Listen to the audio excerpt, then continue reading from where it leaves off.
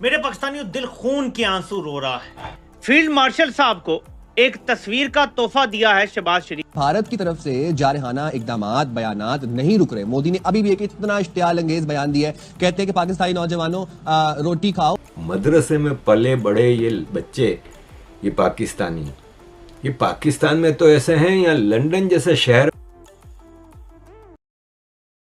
आया है, उसके बारे में डिटेल पेश करता हूँ। इससे पहले दो तीन चीज़ें बता दूँ।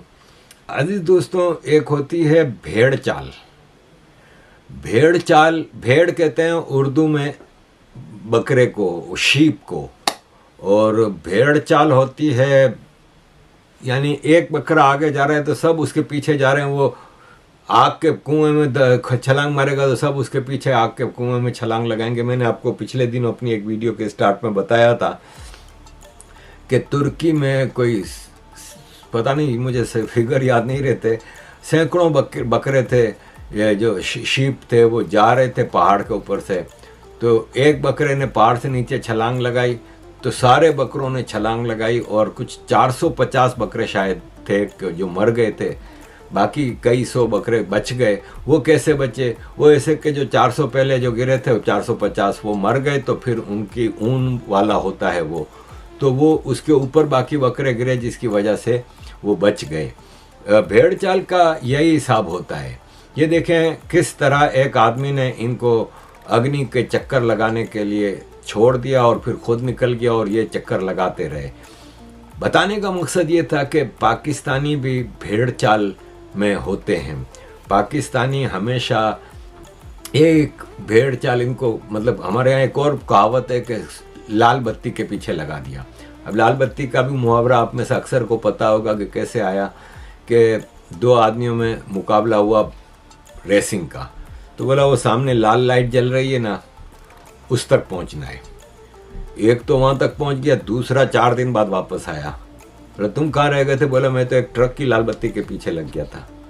तो यही पाकिस्तानियों का हाल है। और पाकिस्तान सोशली कितना तबाह सोसाइटी है, इसका अंदाज़ा इस बात से लगा सकते हैं कि मदरसे में पले बड़े ये बच्चे, ये पाकिस्तानी, ये पाकिस्तान में तो ऐसे हैं या लंदन जैसे शहर में आके भी ये इंसान के बच्चे नहीं बन सकते।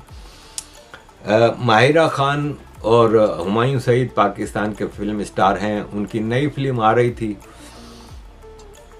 उसकी पब्लिसिटी के लिए ये लंदन आए और लंदन में भी ये एक फूड स्टोर, ग्रोसरी स्टोर के ऊपर इसकी छत पर पब्लिसिटी कर रहे हैं।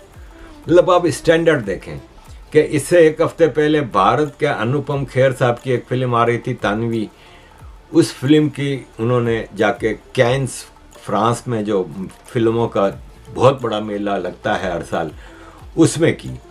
जबकि हमारे पाकिस्तानी एक लंदन में फूड स्टोर के ऊपर ये चीज़ करते हैं। और फूड स्टोर का नाम भी था इंडो पाक ग्रोसरी, यानी इंडिया का नाम यूज़ किए बगैर तो पाकिस्तान में ना फिल्में रिलीज़ होती हैं, ना ग्रोसरी बिकती है, ना रेस्टोरेंट चलते हैं। इंडिया की मोहताजी पाकिस्तान को हमेशा से रही है, लेकिन मूर्ख, बेगैरत इस बात को एक्सेप्ट करने के लिए तैयार नहीं होते। बताना मैं माहिरा खान के हवाले से ये कहना चाह रहा था कि जब वो वहाँ पे पहुंची तो जो जाहिल पाकिस्तानी लंदन में उस पर गिद्ध की तरह लपक पड़े और नोचने लगे। सिक्योरिटी इतनी सारी थी जिसकी वजह से वो बच गई, लेकिन फिर भी इसके साथ ऐसा सलूक हुआ है कि आप अंदाज़ा नहीं कर सकते।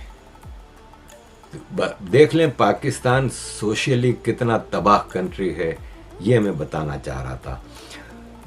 अजीज दोस्तों, आगे बढ़ते हैं थोड़ा बजट के हवाले से। कि IMF ने पाकिस्तान को पैसे तो दिए हैं, लेकिन शर्त रखी है कि आप ये पैसा बजट में खर्च नहीं कर सकते, किसी और चीज़ में खर्च नहीं कर सकते। इसको सिर्फ आप अपने खजाने में लगा के रखें और उस पर कपड़ा वपड़ा मारते रहें, चमकाते रहें। ये सिर्फ दिखाने